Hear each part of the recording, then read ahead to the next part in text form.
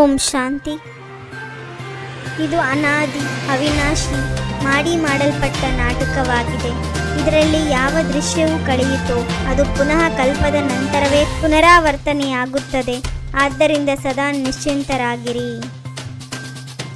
ದಿನಪ್ರತಿದಿನ ಉಪದ್ರವಗಳಾಗುತ್ತಿರುತ್ತದೆ. ಎಷ್ಟೊಂದು ಗಲಾಟೆ ಆಗುತ್ತಿರುತ್ತದೆ.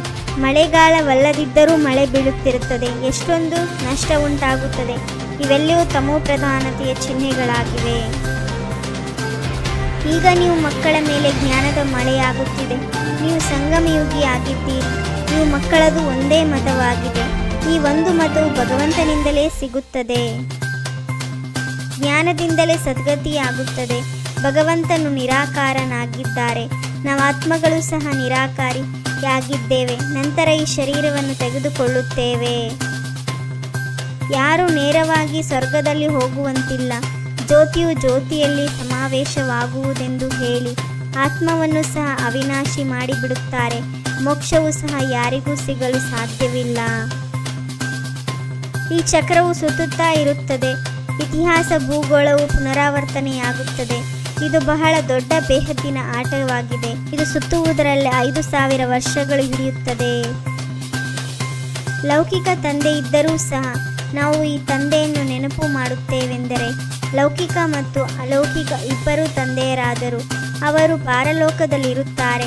ಅವಶ್ಯವಾಗಿ ನಿರಾಕಾರಿ ಪ್ರಪಂಚವೂ ಇದೆ. ತಂದೆಯ ಸಂದೇಶವು ಎಲ್ಲರ ಕಿವಿಗಳವರೆಗೆ ಅವಶ್ಯವಾಗಿ ಮುಟ್ಟುತ್ತದೆ. ಜ್ಞಾನಸಾಗರ ಭಗವಂತನು ಬಂದು ಬಿಟ್ಟಿದ್ದಾರೆ. ನಿಮ್ಮದು ಮುಖ್ಯವಾದುದು ಯೋಗವಾಗಿದೆ.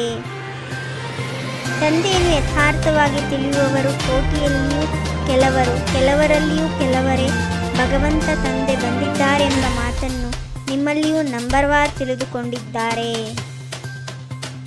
ಈ ಮಕ್ಕಳಿಗಾದರೂ ಶರೀರದ ಮೇಲೆ ಹೆಸರನ್ನಿಡಲಾಗುತ್ತದೆ. ತಂದೆಯು ಪರಮ ಆತ್ಮನಾಗಿದ್ದಾರೆ. ಅವರಿಗೆ ತನ್ನದೇ ಆದ ಶರೀರವಿಲ್ಲ. ಇವರಲ್ಲಿ ಪ್ರವೇಶ ಮಾಡಿದ್ದಾರೆ. ಇದು ಬ್ರಹ್ಮರವರ ತನುವಾಗಿದೆ. ಸತ್ಯುಗದಲ್ಲಿ ದತ್ತು ಮಾಡಿಕೊಳ್ಳಲಾಗುವುದಿಲ್ಲ. ಅಲ್ಲಿ ದತ್ತು ಎನ್ನುವ ಹೆಸರೇ ಇಲ್ಲ. ಇಲ್ಲಾದರೆ ಹೆಸರಿದೆ. ಅವರು ಹದ್ದಿನ ತಂದೆ. ಇವರು ಬೇಹದ್ದಿನ ತಂದೆಯಾಗಿದ್ದಾರೆ. ಬೇಹದ್ದಿನ ದತ್ತ ಆಗಿದೆ. ಈಗ ನಾವೆಲ್ಲರೂ ಪರಸ್ಪರ ಸಹೋದರರಾಗಿದ್ದೇವೆ. ನಾವು ಪರಸ್ಪರ ಬಹಳ ಪ್ರೀತಿಯಿಂದ ಕ್ಷೀರಖಂಡವಾಗಿರಬೇಕಾಗಿದೆ. ತಮ್ಮ ಚಲನೆಯಿಂದ ತಂದೆ ಹೆಸರನ್ನು ಪ್ರಸಿದ್ಧಗೊಳಿಸಬೇಕಾಗಿದೆ.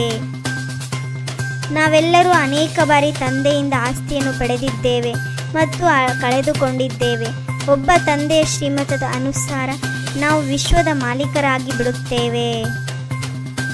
ನಿಮ್ಮ ಮನಸ್ಸಿನಲ್ಲಿ ಬರಬೇಕು, ನಾವು ಪುರುಷೋತ್ತಮರಾಗಿದ್ದೇವೆ.